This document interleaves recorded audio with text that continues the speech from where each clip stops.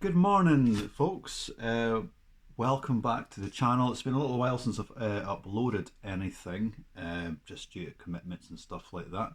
I've had a few people messaging me saying, "What's happened to the channel? Where have you been? And you're going to do any reviews and stuff like that?" So I thought to myself, "Yeah, could do, yeah." So just thought I'd pop on quickly, just to do a quick review on some of Elvis's original vinyls.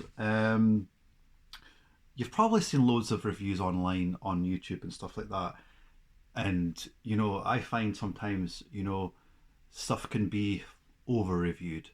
Um, but then I thought to myself, well, each Elvis fan or collector has their own views on stuff. And so I just thought, I'm going to do a series of reviews and just random things, really, that'll just pop into my head and go, I want to review that and see what other people think.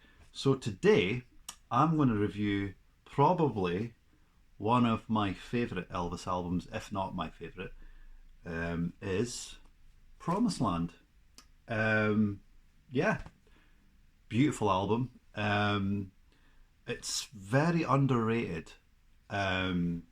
I wouldn't say underrated within the Elvis community, but just underrated as a commercial album. If somebody was going to think about Elvis, they're not going to think about this album, are they? They're going to think about just the mainstream stuff. A little backstory to this album. This was recorded in Stax Studios in Memphis in 1973, and you know, most of the fans will be like, "Yeah, tell us something we don't know." But this is aimed at people who are just learning about Elvis. This is who I'm aiming at today. Um, yeah, recorded in Stax in Memphis, round about December of '73, and this was the follow-up sessions to the July sessions in '73, and this was probably the strongest sessions of that year. The first sessions were not very good. I mean, they produced a few good songs, but Elvis is in better health by now. His divorce is behind him. His voice is incredible. Um, the the sessions compiled of two albums, Good Times and this one. Good Times was released in '74, and this was released on Elvis's birthday on January the 8th, 1975. I always thought that RCA's marketing was really awful. I get that Elvis wasn't recording in '74, so they've obviously stretched out those sessions as much as they could to create, a couple of albums a year and such like. But yeah, I mean, to be recorded in December '73 and wait over a year to release this is beyond me. Obviously, they've released singles prior from this album. Um, yeah, this is a UK copy. It's in pretty good condition. I've had it for a very long time. I've had it for about 10 years. It's the Orange label. Yep, so it's the original. The track listing from this album, you know what? I probably know off by heart, but for die-hard people out there, I want to get it right. So you've got Promised Land, there's Honky Tonk Angel, Help Me, Mr. Songman, Love Song of the Year, then it's side B, it's Midnight, Your Love's Been a Long Time Coming, If You Talk in Your Sleep, Thinking About You, and You Asked Me To. And on the back, you've got other albums from Elvis's catalogue there.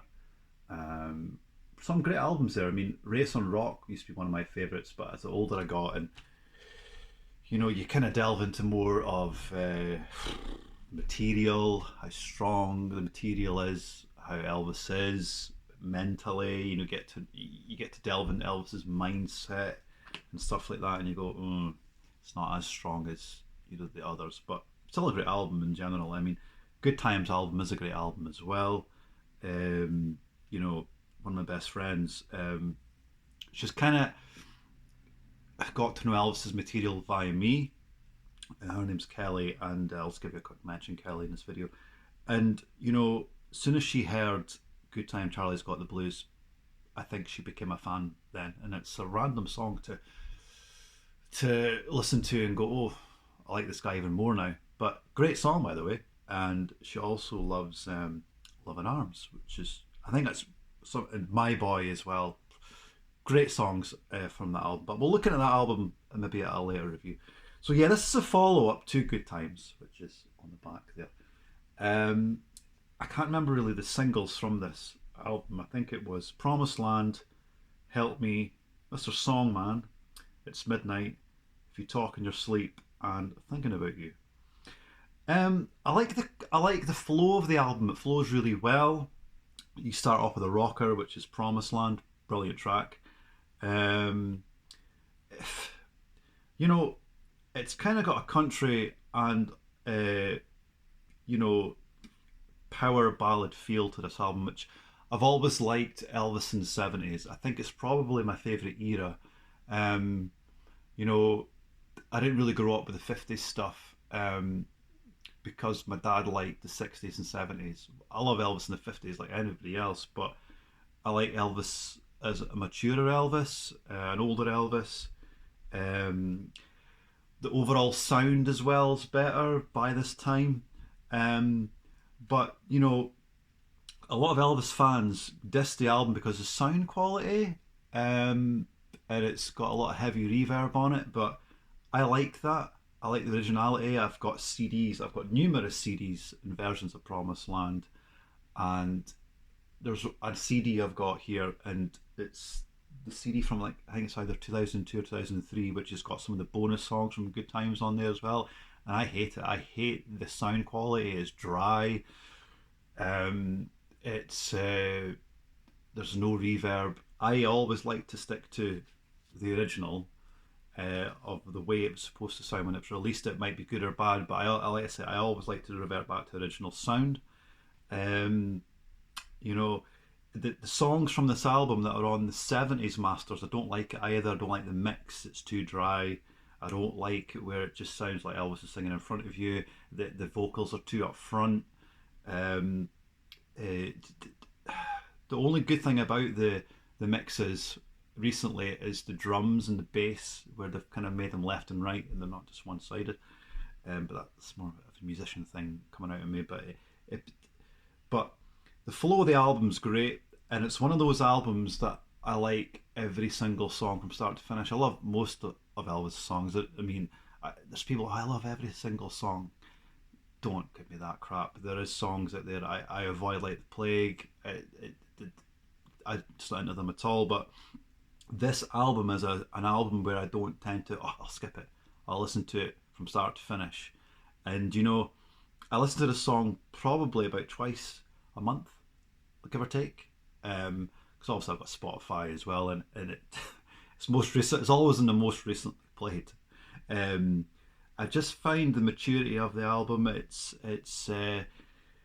speaks about a lot of loss and guilt and you know, relationship problems and stuff like that. Like I said, it's very mature. Um, the to pick out, I'm going to try and pick out maybe three of my favourite songs from this album, and it would have to be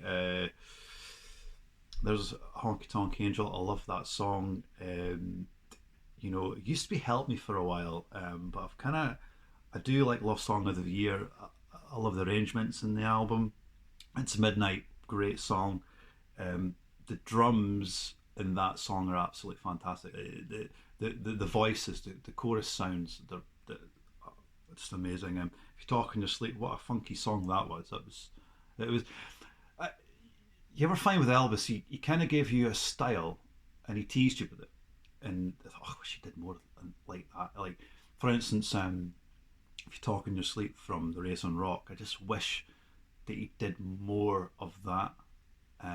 I know it's all to do with material and getting hold of it and stuff like that, but I just wish he'd given us a bit more of that flavour, like the funk and soul sounds.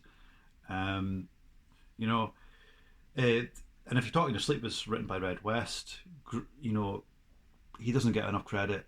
for writing stuff. He wrote some gems for Elvis, some crackers, and I think this is one of the last songs he wrote for Elvis. Yeah, and prior to that was Separate Ways. Thinking About You, what a great song as well.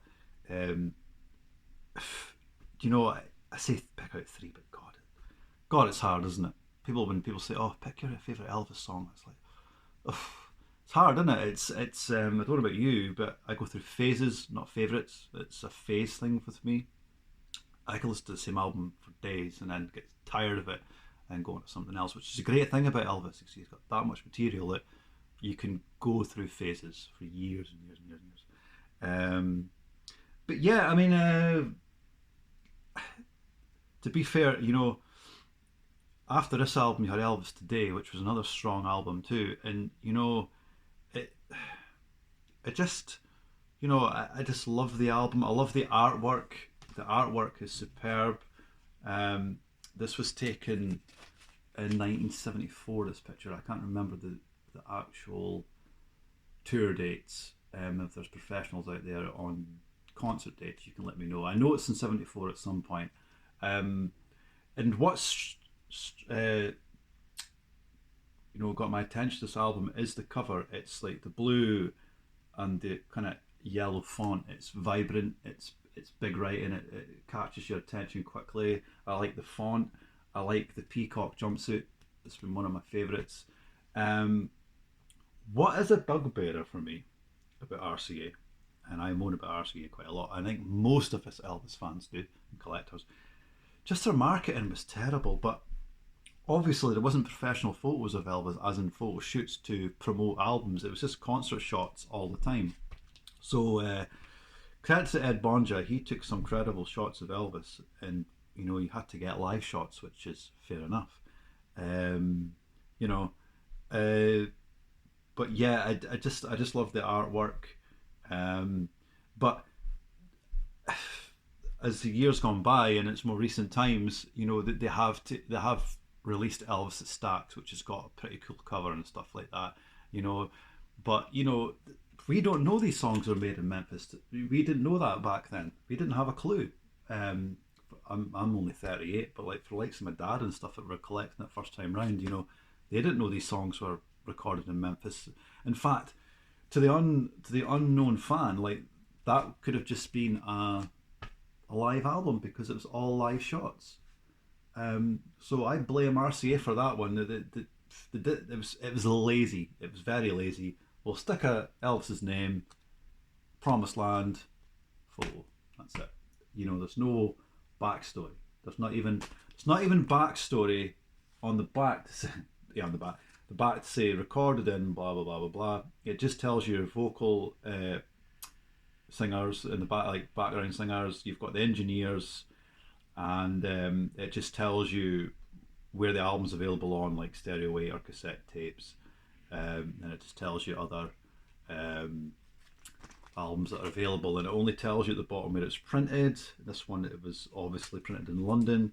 That's where most of Elvis's UK stuff was printed until like the 80s and stuff like that, and most of the albums and compilations were made in Germany, like Elvis in the 90s series. And the Promised Land CD from the 90s is exactly the same as this, sound quality wise. I think it came out in 95, 96. And I just find that the Elvis CDs after that were all like that dry sounds, and I just avoid them like the plague. The FTD label done a better job on it. They put it back to the original format, original sound. Obviously, you've got outtakes on there as well. But on overall, great album. Like I say, I just wanted to tell you what one of my favourite albums is, and it is definitely this. And what great condition it's in, and it's in that gloss cover as well. It's got the gloss seal. It's not got just the basic cardboard. I just love them. They seem to last longer. And with my vinyl, I always keep the vinyl outside so you don't get that ring wear. It's a big bugbear of mine. Even if I'm collecting new stuff, I try and, even if the vinyl's in great condition, I just like the cover to be in great condition as well. And I always try and get you know, the gloss covers, but it's quite hard to come by because it's just depending on um, where you're getting it from and stuff like that. But yeah, I mean, it's nothing like. I'm only giving you an album review and what I think of it. I mean, I'm not going into a session review. This is just basically a little bit of a backstory behind it. But yeah, great album overall. Let me know what your thoughts on the album and if it's one of your favourites. I think most of us Elvis fans love the album, but I think it's probably my top five albums ever, not just including Elvis, just ever. People say, "Well, that's odd." It's just one of Elvis's unknown kind of albums, and we're in the whole, you know, marketing thing where like unknown Elvis fans won't know. But um, if I'm introducing Elvis to someone, I'll always usually be like, listen to the '69 stuff and listen to the Stax stuff.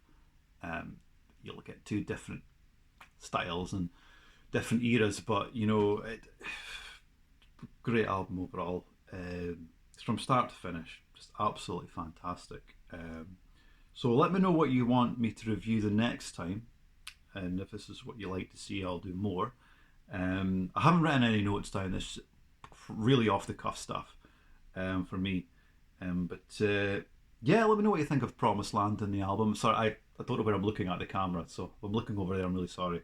Um, but let me know what you think of the album. I always like to know people's thoughts on this album as well. But if you want to, like I say, put it down in the comments below what you want me to review next, what do you want to see, and if there's anything here that you want me to review, there's loads of stuff here, honestly. Sometimes a little bit too much, but I haven't collected in a long time because Elvis is expensive and getting, excuse me, more and more expensive, and I've got to be careful what I get next because it's a lot of money, and I've got to be like, what do I really want next? Do I really need it in my collection? If I can get it at a later date, but then sometimes the price goes up, so you kind of kick yourself and say, I really should have got it when it came out when it was a lot more affordable. But you guys know what it's like if you're buying Elvis stuff. You know the you know the drill. Anyway, folks, I want to leave you, and thanks for listening to my drivel. It's always a pleasure, and take care of yourselves. Thank you.